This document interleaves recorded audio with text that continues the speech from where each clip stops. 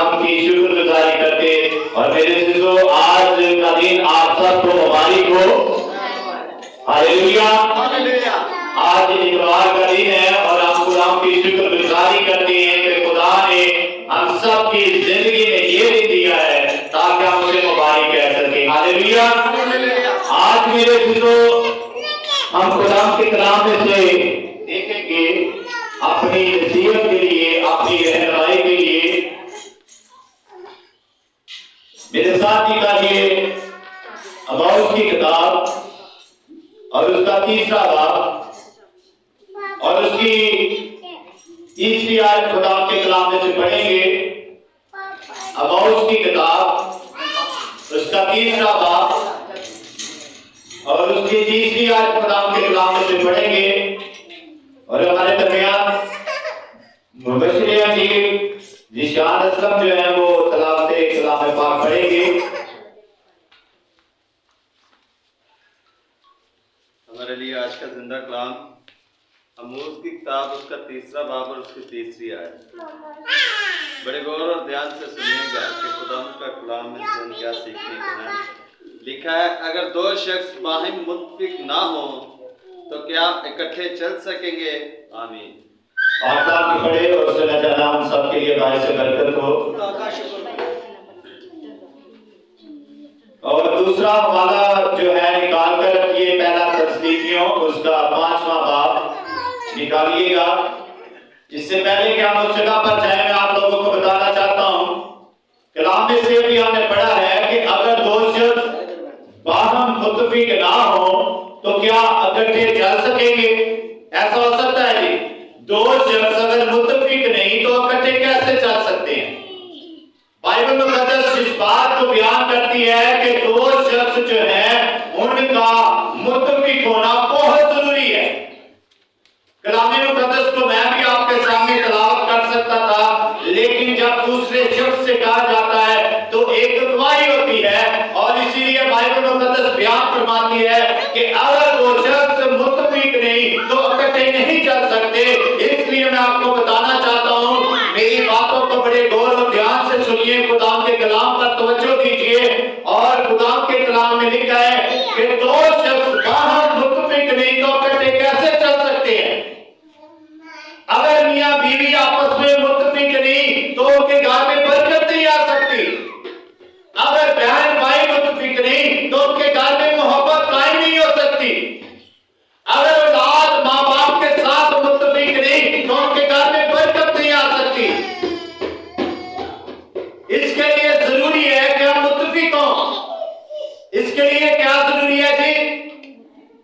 सभी बोले क्या जरूरी है? मुत्तफिक होना जरूरी है कि दो शख्स का इकट्ठे होना और बाहम मुत्तफिक रहना सबसे जरूरी है। और मेरे सिसों में आपको बताना चाहता हूं कि दो शख्स जब तक इकट्ठे नहीं होते वो चल फिर नहीं सकते, उनके घर में बरकत नहीं आ सकती। और जब वो दुआ करते हैं तो उनकी दुआएं रुक जाती हैं। इस बात के लिए जरूरी है कि मुत्तफिक होना, क्योंकि कलाम में लिखा है कि अगर मियां बीवी मुत्तफिक नहीं होते तो उनकी दुआएं कबूल नहीं होती, बल्कि वो रुक जाती हैं। और मुत्तफिक जब होते हैं तो बाइबल मुकद्दस बयान फरमाती है कि जब दो शख्स जमीन पर इरादा करेंगे तो मैं आसमान पर से अपना इरादा बदल दूंगा। और जो कुछ तुम जमीन पर बांधोगे मैं आसमान पर बांधूंगा, और जो कुछ तुम जमीन पर खोलोगे मैं आसमान पर खोल दूंगा। दो शख्सों का मुत्तफिक होना इसलिए जरूरी है क्योंकि दो शख्स की गवाही लिखी जाती है। और खुदा ने दो शख्स को बनाया, एक बीवी और दूसरा मर्द, और हर एक चीज का जोड़ा बनाया ताकि वो मुत्तफिक रहे। और मेरे सिसो, दो शख्स जब तक मुत्तफिक नहीं होते वो इकट्ठे नहीं चल सकते। अपनी जुबान से बोले, सर को ना लाए, अपनी जुबान से बोले। दो शख्स जब तक मुत्तफिक नहीं होते वो इकट्ठे चल नहीं सकते। मेरे अजीजों, अगर एक कश्ती है और उसे दो शख्स चलाते हो और एक शख्स जो है वो गफलत से सो जाए तो क्या कश्ती चल सकती है? दूसरा शख्स जब तक उसे चलाएगा नहीं, कश्ती नहीं चलेगी। इसी तरह गाड़ी है, अगर गाड़ी का एक टायर खराब हो तो गाड़ी नहीं चल सकती। इसी तरह घर है, जब तक घर में दो शख्स मुत्तफिक नहीं है उस वक्त तक बरकत नहीं आती। उनका इकट्ठा होना क्या है जी? जरूरी है।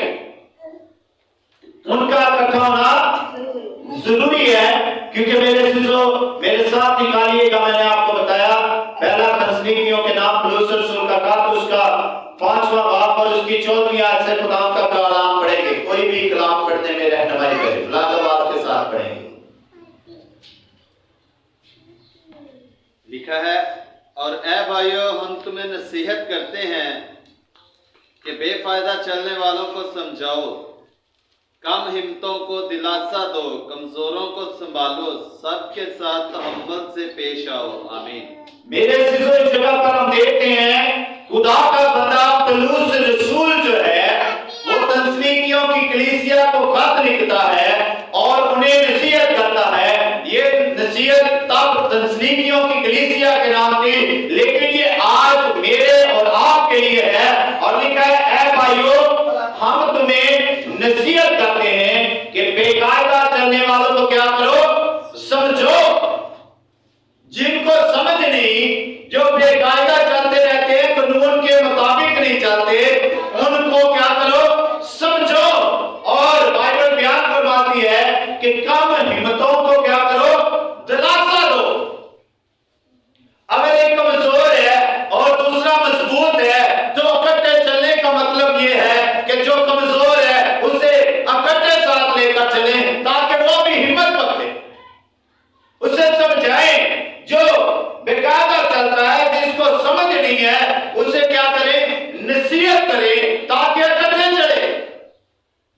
और इकट्ठे चलने से इंसान की जिंदगी में बरकत आती है। और मैंने जिक्र लिखा है कि कम हिम्मतों को क्या करो? दिलासा दो। जो कमजोर लोग हैं उनको हिम्मत दो। और मेरे शिशु इसके लिए जरूरी है कि इकट्ठे रहना। क्या जरूरी है जी? जब तक इकट्ठे नहीं होते, जब तक हम मिलकर बैठते नहीं है, जब तक हम इकट्ठे बैठते नहीं है, उस वक्त तक गुफ्तगू नहीं करते, तो उस वक्त तक नसीहत नहीं कर सकते। जब तक हम इकट्ठे बैठ नहीं सकते, जब हम इकट्ठे बैठेंगे, एक दूसरे को क्या करेंगे? नसीहत करेंगे, एक दूसरे को समझाएंगे, और जिसके अंदर कमजोरी है उसे क्या करेंगे? दिलासा देंगे, कुव्वत देंगे, ताकत देंगे अपने अल्फाजों से, खुदा के कलाम से। तो फिर उसके अंदर क्या आएगी जी? कुव्वत आएगी, हिम्मत आएगी, और वो इकट्ठा चलने में आपके साथ खड़ा होगा। हालेलुया। कम हिम्मतों को क्या करेगी? दिलासा दे। और इस जगह पर क्या है? जो कमजोर होता है उसे और ज्यादा कमजोर कर दिया जाता है। जो बच्चा नालायक होता है उसे और ज्यादा हम डिस्टर्ब करते हैं। जो बच्चा सही काम नहीं करता हम उसे तरबियत नहीं करते। जो बच्चा सही चलता नहीं है हम कहते हैं ऐसा है, ये जदा ने रहना ही है जदा। बाइबल बयान फरमाती है कि कम हिम्मतों को क्या करें? दिलासा दें, कमजोरों को संभालो, सबके साथ तहम्मुल से पेश आओ। और 15वीं आयत में लिखा है, खबरदार कोई किसी से बदी के एवज बदी ना करे, बल्कि हर वक्त नेकी करने के तत्पर रहो। हालेलुया। बाइबल कहती है कि जो दो शख्स हैं उनका इकट्ठा रहना जरूरी है, और उनके बारे में हमने पढ़ा है। लेकिन पौलुस रसूल लिखता है कि दूसरा शख्स बदी के एवज बदी ना करे, बल्कि अगर एक बदी करता है तो दूसरा उसके साथ नेकी करे, उसे समझाए, उसके साथ मुत्तफिक ना हो बल्कि उसे तरबियत करे, क्योंकि नूर तरीके में चमकता है। और मेरे सिद्धो बाइबल ये बयान फरमाती है कि कम हिम्मतों को क्या करें? दिलासा दें। और मेरे सिद्धो बाइबल कहती है कि बदी के वक्त बदी ना करो, बल्कि हर वक्त नेकी करने के दर पर रहो, आपस में भी और सबके साथ। हालेलुया। हमने एक खानदान की शक्ल में हम मौजूद हैं, हमें जरूरत है कि हम एक दूसरे के साथ क्या करें? नेकी करें। एक दूसरे के साथ क्या करें? नेकी करें और सबके साथ नेकी के साथ पेश आए। और लिखा है हर वक्त खुश रहो। क्या करो जी? हर वक्त खुश रहो, बिला नागा दुआ करो। जब हम इकट्ठे होंगे तो फिर हम खुश होंगे, जब हम इकट्ठे नहीं तो फिर हम खुश नहीं रह सकते। अकेला शख्स खुश रह सकता है? अकेला शख्स जब लेटता है, चलता है, फिरता है तो उसे बहुत सी सोचें आती हैं। जब वो अकेला शख्स लेटता है तो उसके ज़हन में बहुत से ख्याल आते हैं। जब अकेला शख्स चलता है तो उसके ज़हन में बहुत सी फिक्रें होती हैं। जब अकेला शख्स किसी काम पर जाता है तो उसका ध्यान अपने बच्चों की तरफ, अपनी बीवी की तरफ, अपने बहन भाइयों की तरफ होता है। लेकिन बाइबल बयान फरमाती है कि आपस में इकट्ठे रहो, इकट्ठे चलो, ताकि तुम एक दूसरे को, अगर कमजोर हो जाता है कोई तो उसे दिलासा दे सको, उसे समझा सको, उसे तरबियत कर सको और उसे स्टैंड कर सको। और लिखा है हर वक्त क्या रहो जी? हर वक्त क्या रहो? और बिला नागा दुआ करो। हर एक बात में शुक्रगुजारी करो, क्योंकि मसीह यीशु में तुम्हारी बाबत खुदा की यही मर्जी। हालेलुया। लिखा है कि हर एक बात में खुदा की क्या करें? शुक्रगुजारी करें। जब आप इकट्ठे होते हैं, आप एक दूसरे के साथ बैठते हैं, एक दूसरे के साथ गुफ्तगू करते हैं, तो खुदावंद की शुक्रगुजारी करें, क्योंकि मसीह यीशु में तुम्हारी बाबत खुदा की यही मर्जी है कि तुम क्या करो? दुआ करो और खुश रहो। और मेरे चीजों, ये सबसे जरूरी है कि हम खुश रहने के लिए खुदावंद के हुजूर रहें, एक दूसरे को दिलासा दें, एक दूसरे के साथ मशवरा करें, एक दूसरे के साथ खुदा के कलाम को शेयर करें, ताकि खुदा की मर्जी पूरी हो। हालेलुया। इकट्ठे चलने के लिए जरूरी है कि हम एक दूसरे के साथ रफाकत रखें। हालेलुया। और मेरे से लिखा है 19वीं आयत में लिखा है रुको ना बचो, रुको ना बचो। मैं सोच रहा था, हम सब जानते हैं कि एक अकेली लकड़ी जल नहीं सकती, उसको जलाने के लिए दूसरों का सहारा चाहिए। और जब ज्यादा लकड़ियां इकट्ठी की जाती है तो एक जगह पर रखकर उन्हें आग लगाई जाती है तो लकड़ियां क्या होती हैं? जलती हैं। और मेरे सिजो इसी तरह खुदा के लोगों का हाल है। अगर खुदा के लोग, खुदा की बेटियां, खुदा के बेटे इकट्ठे होकर खुदाम के हुजूर दुआ नहीं करते, खुदाम के हुजूर इकट्ठे होकर बैठते नहीं है, तो उनकी रूह जो है बुझ जाती है, उनकी रूह के अंदर शादमानी नहीं होती, उनकी रूह के अंदर खुदा की खुशी नहीं होती। और जब इकट्ठे होकर दुआ करते हैं तो फिर मेरे सिद्धों उनकी रूह जो है वो बुझती नहीं बल्कि जलती रहती है, उनके अंदर शोला चलता है, खुदा के विरुद्ध उसकी आग उनके अंदर होती है। हालेलुया। और ये आग तब आती है जब हम इकट्ठे होकर मुत्तफिक होकर दुआ करते हैं, इकट्ठे होकर चलते हैं, तो फिर खुदा के रूह की आग हमारे अंदर भड़कती है और हमारी रूह बुझती नहीं है। बाइबल बयान फरमाती है कि रूह को ना बुझो। और लिखा है नबूवतों की हकारत ना करो। जो लोग नबूवत करते हैं उनको, उनका मजाक ना उड़ाएं, उनकी हकारत ना करें, बल्कि जो नबूवत करता है वो कलीसिया के लिए तरक्की का सबब होता है। और जो गैर ज़बानें बोलता है वो अपनी तरक्की चाहता है, अपनी तरक्की उसकी होती है। गैर ज़बानों में जब दुआ की जाती है तो वो मेरे सिसो खुदा के साथ बातें करता है, और जो नबूवत करता है वो कलीसिया की तरक्की करता है। Hallelujah, hallelujah.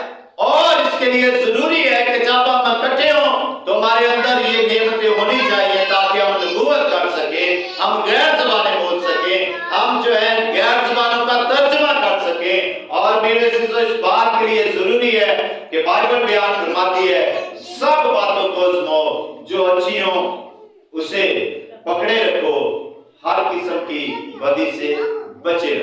हालेलुया।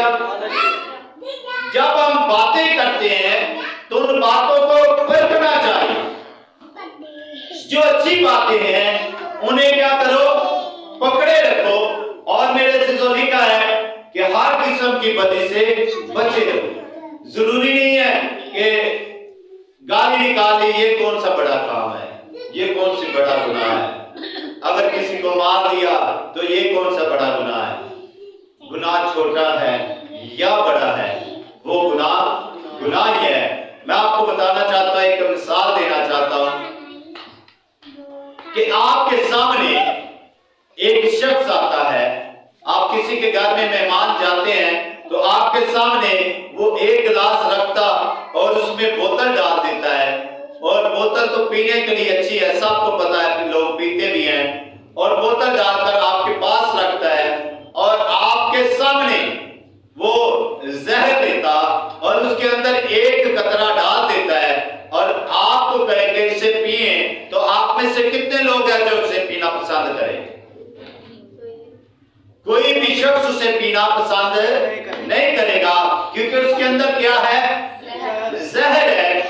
और इसी तरह इंसान है, क्योंकि कलाम में लिखा है कि तुम खुदा का मक़दस हो और खुदा का रूह तुम में बसा हुआ है। और खुदा का रूह जब हमारे अंदर है तो छोटी गलती हो या बड़ी हो, छोटा गुनाह हो या बड़ा हो, उसकी सजा मौत है।